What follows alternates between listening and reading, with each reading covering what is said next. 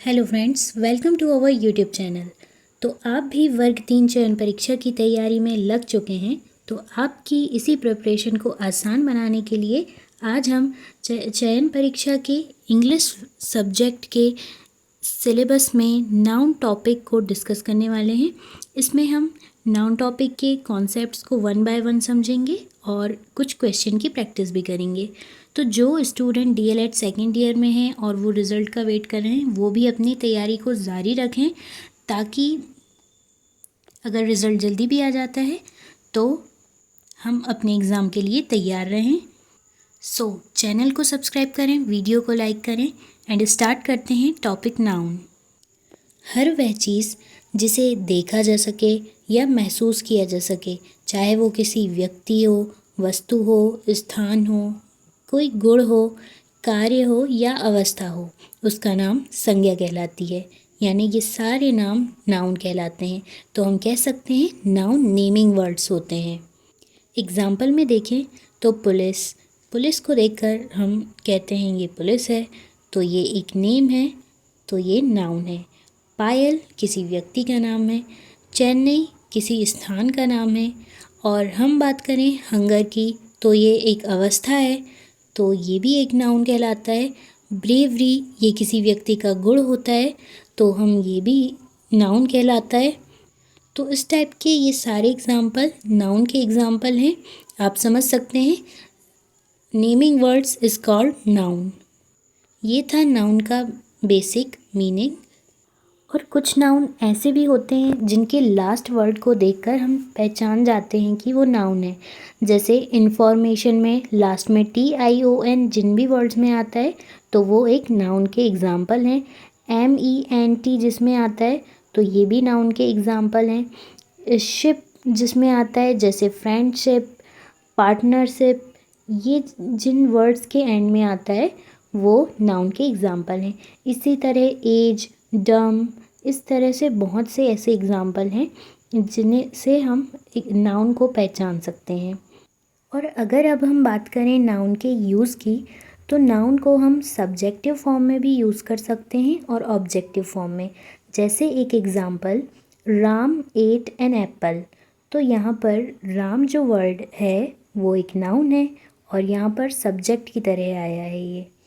इसी तरह अगर हम ऑब्जेक्टिव केस के बारे में देखें, for example Rohit went to Rohan. यहाँ पर टू प्रोपोजिशन के बाद जो रोहन आया है वो एक नाउन है जो कि ऑब्जेक्ट की जगह पर आया है। तो इस तरह से हम नाउन का यूज़ सब्जेक्ट के रूप में भी कर सकते हैं और ऑब्जेक्ट के रूप में भी कर सकते हैं। अब हम नाउन के टाइप्स देखेंगे। तो नाउन 2 टाइप्स के होते हैं, countable noun and uncountable noun. और ये जो नाउन्स हैं वो नाउन के काइंड्स हैं जो काउंटेबल और अनकाउंटेबल के अंदर आते हैं। जैसे काउंटेबल नाउन में प्रॉपर नाउन, कॉमन नाउन और कलेक्टिव नाउन आते हैं, और अनकाउंटेबल नाउन में मटेरियल और एब्स्ट्रैक्ट नाउन आते हैं। बट एग्ज़ाम में ये थोड़ी पूछा जाएगा कि टाइप्स ऑफ नाउन क्या हैं या फिर नाउन के काइंड्स क्या होते हैं। हमें इन सारी चीज़ों को एक एक करके समझना होगा। तो आइए काउंटेबल नाउन को समझते हैं। काउंटेबल नाउन वो होते हैं जिन्हें हम गिन सकते हैं, यानी ऐसे नाउन जिन्हें काउंट किया जा सकता है वो काउंटेबल नाउन कहलाते हैं। और जिन्हें हम गिन सकते हैं तो वो एक वचन भी हो सकते हैं और बहुवचन भी हो सकते हैं, यानी सिंगुलर और प्लूरल दोनों फॉर्म में होते हैं काउंटेबल नाउन। और बात करें अनकाउंटेबल नाउन की, यानी ऐसे नाउन जिन्हें हम नहीं गिन सकते, वो अनकाउंटेबल नाउन में आते हैं। और जिसे हम गिन नहीं सकते वो सिंगुलर होगी या प्लूरल, कमेंट में ज़रूर बताइएगा। वैसे तो अनकाउंटेबल नाउन का प्लूरल कभी भी पॉसिबल नहीं है, इसलिए अनकाउंटेबल नाउन को सिंगुलर कंसीडर किया जाता है। तो आप कह सकते हैं अनकाउंटेबल नाउन सिंगुलर होते हैं। काउंटेबल नाउन के एग्जाम्पल तो आप बता ही देंगे। अनकाउंटेबल नाउन के एग्जाम्पल मैं बताती हूँ। Rice, sugar, money, water, gold, ये अनकाउंटेबल नाउन के एग्जाम्पल हैं। अनकाउंटेबल नाउन में केवल हम क्वांटिटी को देख सकते हैं या मात्रा का बोध कर सकते हैं। जैसे राइस, चावल, चावल हम नहीं गिनते हैं बल्कि चावल का दाना गिनते हैं या चावल को किलोग्राम में गिनते हैं। इसी तरह पानी को नहीं गिनते बल्कि पानी की लीटर में मात्रा को गिनते हैं। तो आप समझ गए होंगे अनकाउंटेबल नाउन के एग्जाम्पल, और जब हम मटेरियल और एब्स्ट्रैक्ट में पढ़ेंगे तो और अच्छे से समझ में आ जाएगा। अभी हम प्रॉपर, कॉमन और कलेक्टिव नाउन को समझते हैं। प्रॉपर नाउन किसी भी चीज़ का स्पेसिफिक या fixed unique name proper noun कहलाता है, क्योंकि ये सिर्फ केवल उसी चीज़ का पर्टिकुलर नेम होता है। जैसे दिल्ली किसी स्पेसिफिक जगह का नाम है, इसी तरह किसी भी व्यक्ति का नाम जो कि केवल उसका स्पेसिफिक होता है, यही प्रॉपर नाउन के एग्जाम्पल हैं। और यह एक बात ध्यान रखिएगा, प्रॉपर नाउन के जो एग्जाम्पल हैं उनका कैपिटल लेटर, यानी ऐसे वर्ड जिनका जो फर्स्ट लेटर है वो कैपिटल होता है। अगर सेंटेंस एरर में पूछा जाता है तो आप ये ध्यान रखिएगा कि प्रॉपर नाउन कहाँ आया है और उसका जो फर्स्ट लेटर है वो कैपिटल है या नहीं। तो एक तरह से आप प्रॉपर नाउन को पहचान सकते हैं। और एग्जांपल आप देखें तो जैसे किसी मंथ का नेम, हर मंथ का नेम स्पेसिफिक होते हैं, हर वीक के नेम स्पेसिफिक होते हैं। जैसे संडे, तो संडे में एस जो है वो हमेशा कैपिटल होगा। यह बात आप ध्यान रखिएगा। नेक्स्ट अब हम समझते हैं कॉमन नाउन क्या होते हैं। कॉमन नाउन ऐसे नेम होते हैं जो किसी एक ही वर्ग या किसी एक जाति या किसी एक वस्तु के नाम को प्रदर्शित करते हैं या उसका बोध कराते हैं।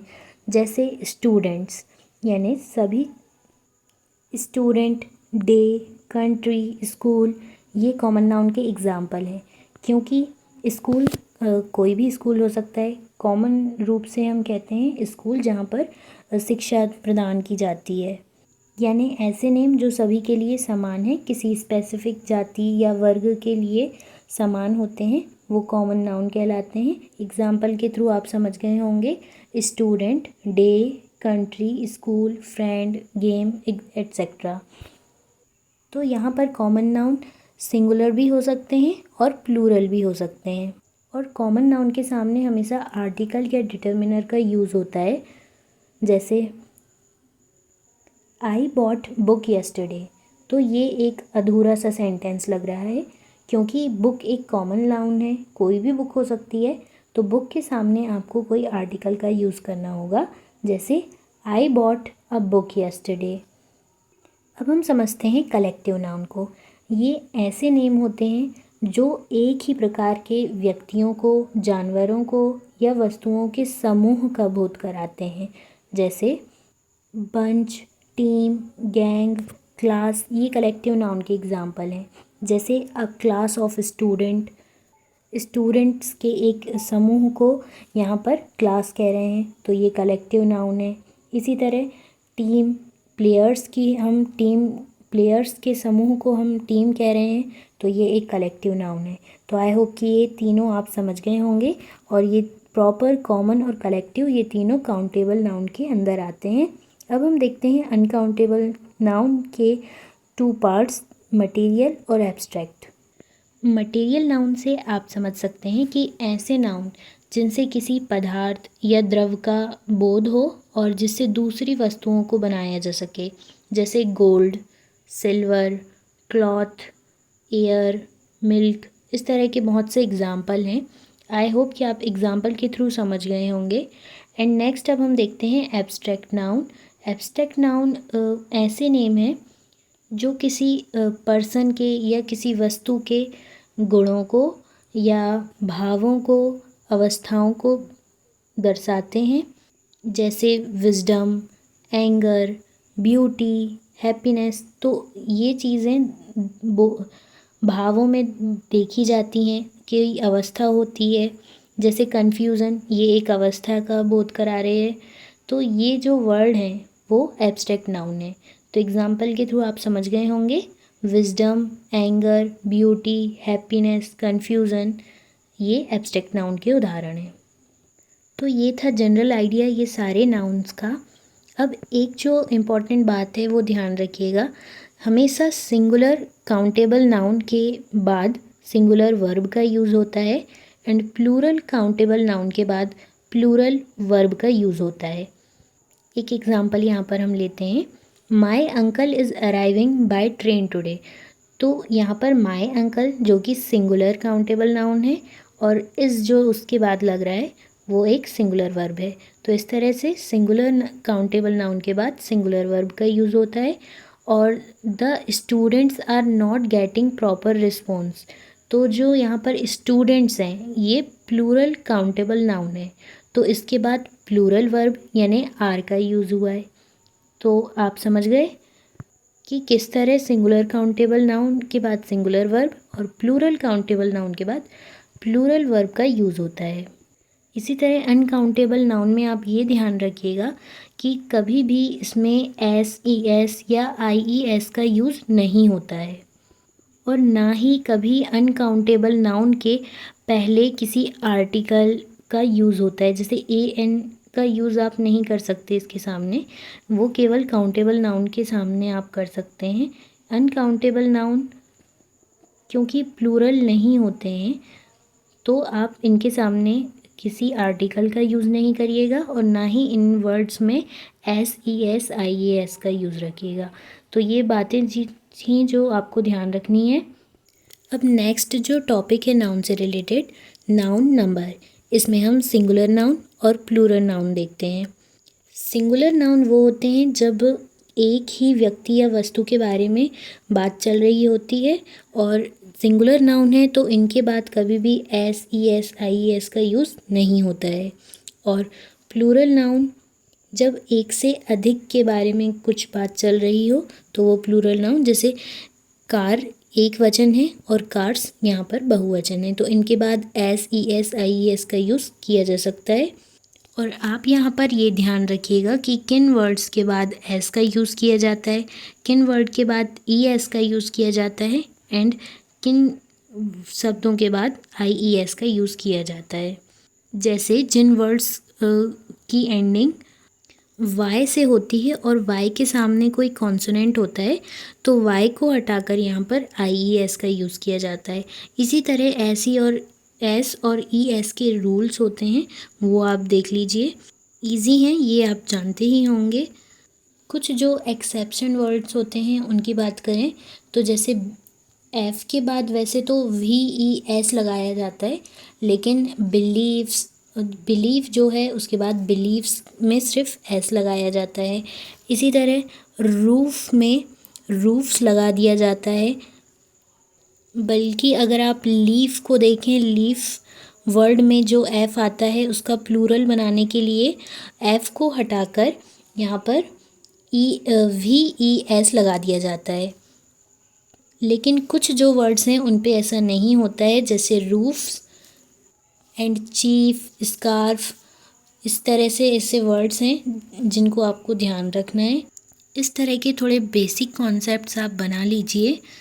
और कुछ जो कंपाउंड नाउन होते हैं उनको एक हाइफन के थ्रू जोड़ा जाता है और इनका प्लूरल बनाने के लिए जो मेन वर्ड होता है उसमें एस लगा दिया जाता है। जैसे अगर हम बात करें सिस्टर इन लॉ की तो इसको प्लूरल बनाने के लिए हमें सिस्टर्स इन लॉ करना होगा। इसी तरह स्टेप सन का स्टेप सन्स करना होगा, जो मेन वर्ड है उसमें एस लगेगा, ये आप ध्यान रखिएगा।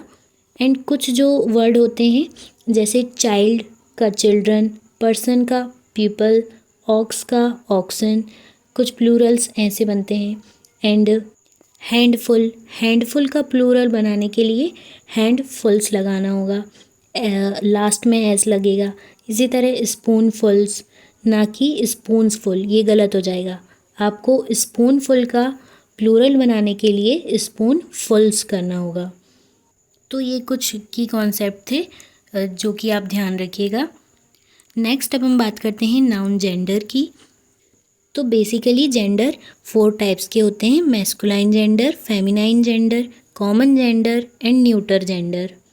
मैस्कुलाइन जेंडर मेल पर्सन को डिनोट करते हैं, जैसे boy, father, brother and etcetera. ऐसी फेमिनाइन जेंडर फीमेल पर्सन को डिनोट करते हैं, जैसे girl, mother, sister etcetera. And जो कॉमन जेंडर होते हैं वो मेल और फीमेल दोनों को ही रिप्रेजेंट करते हैं, जैसे baby, teacher, student, cousin etcetera. तो आप एग्जाम्पल के थ्रू समझ गए होंगे। एंड न्यूटर जेंडर ये नॉन लिविंग थिंग्स को बेसिकली डिनोट करते हैं, जैसे ट्री, बुक, पेन, टेबल। तो आप समझ गए masculine gender, feminine gender, common and neuter gender. Next अब हम नाउन के पॉजेसिव केस को समझने वाले हैं। बेसिकली पोजेशन का अर्थ होता है अधिकार, किसी भी चीज़ पर अधिकार। तो यहाँ पर नाउन का पॉजेसिव केस अधिकार को दिखाने के लिए यूज़ होता है, जिसे हम एपोस्ट्रॉफी एस या ऑफ के थ्रू दर्शाते हैं। और इस केस में दो नाउन के संबंध को भी दर्शाया जाता है। एग्जाम्पल के थ्रू हम समझते हैं यहाँ पर, जैसे किसी भी एक वचन संज्ञा यानी सिंगुलर नाउन के बाद हम हमेशा एपोस्ट्रॉफी एस का यूज़ करते हैं। ये आप ध्यान रखिएगा, सिंगुलर नाउन के बाद हम एपोस्ट्रॉफी एस का यूज़ करते हैं पोजीशन को दिखाने के लिए। जैसे रोहित्स कार, यहाँ पर रोहित सिंगुलर है एंड उसका कार पर नाउन पर पोजीशन बताने के लिए यहाँ पर एपोस्ट्रॉफी एस का यूज़ हुआ है। इसी तरह बहुत से एग्जाम्पल बनते हैं, जैसे students book, women's bag, doctor's car. अब यहाँ पर एक बात आती है, क्या ये जो नाउन है वो सिंगुलर हो सकता है या प्लूरल हो सकता है, और जो पोजीशन है वो सिंगुलर होगी या प्लूरल। तो यहाँ पर जो नाउन है जिसके साथ एपोस्ट्रॉफी एस का यूज़ किया जाता है, ये सिंगुलर भी हो सकता है और प्लूरल भी हो सकता है, और इसकी जो पोजीशन है वो भी सिंगुलर और प्लूरल दोनों हो सकती हैं। ये आपको कॉन्टेक्स्ट पे डिपेंड करता है कि किस तरह दिया हुआ है सेंटेंस। जैसे डॉक्टर्स कार, लेकिन अगर ये जो नाउन है वो प्लूरल रहा, जैसे टीचर्स, तो क्या इसके साथ भी इसी तरह एपोस्ट्रॉफी एस लगेगी, और अगर लगेगी तो इसको पढ़ेंगे कैसे। तो यहाँ पर जो साउंड की मिक्सिंग हो जाएगी, टीचर्स, तो यहाँ पर साउंड मिक्स हो रहा है, इसलिए हम इस एस को यहाँ पर हटा देते हैं और केवल यहाँ पर एपोस्ट्रॉफी का यूज़ किया जाता है, और फिर उसके बाद पोजीशन यहाँ पर लिखी जाती है। भला ही वो प्लूरल हो, यहाँ पर एस भी लग सकता है, जैसे टीचर्स कार। अगर यहाँ पर टीचर्स प्लूरल है तो केवल एपोस्ट्रॉफी बस लगेगी, इस एस को हम हटा देंगे क्योंकि यहाँ पर साउंड मिक्स हो जाएगा। तो आप ये समझ गए होंगे कि एपोस्ट्रॉफी एस का यूज़ किस तरह से करना है। और अगर कंपाउंड नाउन दिया हो और उसकी पोजीशन साथ में हो, तो यहाँ पर एपोस्ट्रॉफी एस किस पे लगेगा, स्टेप पर लगेगा या सन पर लगेगा। तो आपको यहाँ पर ध्यान देना है, जिस तरह से वहाँ पर प्लूरल बनाने के लिए एस मेन वर्ड पर लगा था, उसी तरह यहाँ पर एपोस्ट्रॉफी एस भी मेन वर्ड पर लगेगा। एंड दूसरी बात ये कंफ्यूज करती है कि क्या नॉन लिविंग थिंग्स के बाद भी हम एपोस्ट्रॉफी एस का यूज़ कर सकते हैं, जैसे दीवार के कलर के लिए वॉल्स कलर। नहीं, यहाँ पर नॉन लिविंग थिंग्स के लिए एपोस्ट्रॉफी एस का यूज़ करना बिल्कुल गलत होगा। उसके लिए हम ऑफ का यूज़ करते हैं। दीवार के कलर के लिए वॉल्स कलर ना लगाकर हम द कलर ऑफ वॉल लिखते हैं। तो ये बात आप ध्यान रखिएगा कि नॉन लिविंग थिंग में एपोस्ट्रॉफी एस का यूज़ नहीं होता है, वहाँ पर ऑफ का यूज़ किया जाएगा। वो भी किस तरह, the colour of wall, the decoration of house, इस तरह से। इसी तरह आप कंट्री या किसी प्लेस के लिए सिंगुलर टाइम एक्सप्रेसिंग के लिए यानी या फिर प्लूरल यानी किसी 6 डेज़ की बात चल रही है तो उसमें आप एपोस्ट्रॉफी एस का यूज़ कर सकते हैं। जॉइंट पोजीशन को बताने के लिए आप एपोस्ट्रॉफी एस का यूज़ करते हैं, जैसे राम एंड रोहन्स कार। तो राम एंड रोहन के बाद एपोस्ट्रॉफी एस का यूज़ होगा, आप समझ गए होंगे। इस तरह से राम एंड रोहन्स कार, तो यहाँ पर दोनों के लिए एक एपोस्ट्रॉफी एस का यूज़ हो रहा है, जॉइंट पोजीशन दिखा रहा है यहाँ पे ये। और यदि दोनों की सेपरेट चीज़ों के पोजीशन को यहाँ पर बताया जा रहा है कॉमन चीज़ से, तो यहाँ पर सेपरेट एपोस्ट्रॉफी एस लग सकती है दोनों में, ये भी एक पॉइंट है। लेकिन एक बात यहाँ पर ध्यान रखिएगा, अगर ये दोनों नाउन एक साथ अगर आते हैं तो उनमें सेपरेट एपोस्ट्रॉफी एस नहीं लगेगी। जैसे अगर यहाँ पर एंड नहीं लिखा है, एंड का यूज़ नहीं किया गया है और सीधे लिखा हुआ है राम रोहन्स कार, तो यहाँ पर एपोस्ट्रॉफी एस का यूज़ दोनों में नहीं होगा, केवल एक में लग सकता है। तो ये थे नाउन से रिलेटेड कुछ इम्पॉर्टेंट कॉन्सेप्ट्स जो कि एग्ज़ाम के लिए इम्पॉर्टेंट हैं। एंड अब हम कुछ क्वेश्चंस की प्रैक्टिस कर लेते हैं। अगर आपको ये वीडियो हेल्पफुल लगी हो तो हमारे चैनल को सब्सक्राइब करें एंड इस वीडियो को लाइक करें।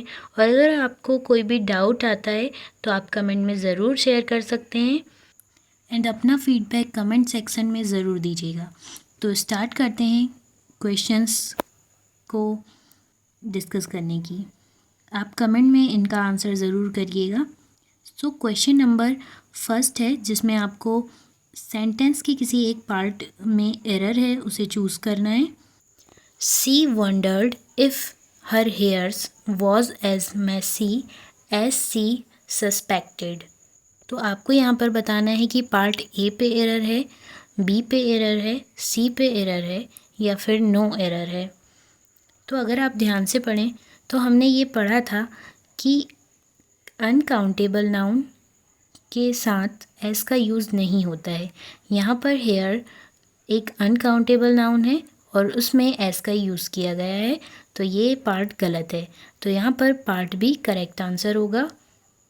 एंड नेक्स्ट क्वेश्चन हम देखते हैं। After many years mister Sharma had some trouble with both his sons and his daughter in laws। तो यहाँ पर डॉटर इन लॉ एक कंपाउंड नाउन है और इसमें मेन वर्ड के साथ एस का यूज़ किया जाता है। लॉज में एस नहीं आएगा, यहाँ पर डॉटर में एस आएगा। तो यहाँ पर इस क्वेश्चन में सी पार्ट में एरर है, तो option number C is the correct answer. Next question, my mother kept on asking everyone who has broken the windows glass. तो यहाँ पर विंडो एक नॉन लिविंग थिंग है और इसमें एपोस्ट्रॉफी एस का यूज़ बिल्कुल भी नहीं किया जाता है, तो यहाँ पर सी पार्ट में एरर होगा। इसे हम ऐसा लिखेंगे, who has broken the glass of window, यहाँ पर ऑफ का यूज़ किया जाएगा। नेक्स्ट क्वेश्चन है, the committee is taking the decision anonymously. तो यहाँ पर एनोनिमसली का मीनिंग होता है गुप्त रूप से। तो यहाँ पर जो कमेटी है वो अपना डिसीज़न अलग अलग लेगी, तो यहाँ पर इसका यूज़ नहीं किया जाएगा, आर का यूज़ किया जाएगा क्योंकि कमेटी एक प्लूरल नाउन है। तो इस सेंटेंस का बी पार्ट में एरर था, तो option number B is the correct answer. Next question, I am obliged to you and your entire family for showing kindness and generosity towards us। तो इस question का आंसर आप देख ही पा रहे होंगे।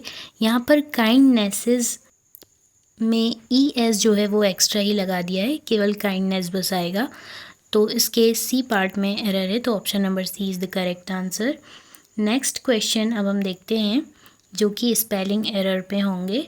स्पेलिंग एरर भी एग्ज़ाम में पूछे जाते हैं, तो आपको स्पेलिंग में भी ध्यान देते हुए चलना है। इन क्वेश्चंस को भी आप अटेम्प्ट करिएगा। यहाँ पर आपको इनकरेक्ट स्पेलिंग को टिक करना है। Entertainment, excitement, optizime and brilliance. तो यहाँ पर ये option number C correct answer होगा क्योंकि इसकी स्पेलिंग में एरर है, ये एक्चुअली ऑप्टिमाइज है। नेक्स्ट क्वेश्चन है, accumulate, absence, accelerate and accomplish. तो ये तीनों एक स्पेलिंग सही हैं और ये स्पेलिंग इनकरेक्ट है, इसलिए करेक्ट आंसर ऑप्शन बी आएगा, एब्सेंस। एंड नेक्स्ट क्वेश्चन है, वेलोसिटी, एक्सप्लेनेशन, बिब्लियोफाइल, सोमेलियर। तो इसमें इनकरेक्ट स्पेलिंग कौन सी है ये हमें बताना है, तो इसका correct answer option number C है, इसमें आई यहाँ पर मिस है। नेक्स्ट जो क्वेश्चन है, geologist, introvert, interpret and ambivert, इसमें कौन सी स्पेलिंग इनकरेक्ट है आप कमेंट में बताइएगा। एंड नेक्स्ट क्वेश्चन है ग्लटन, एक्सप्लोरर, लाइब्रेरियन, ओरेटर, इसमें कौन सी स्पेलिंग में एरर है, ये भी आप कमेंट में ज़रूर बताइएगा। और अगर आपको ये वीडियो यूज़फुल लगी हो तो हमारे चैनल को सब्सक्राइब करें एंड इस वीडियो को लाइक करें एंड शेयर करें एंड अपने डाउट्स और फीडबैक को कमेंट बॉक्स में ज़रूर शेयर करें। Thanks for watching.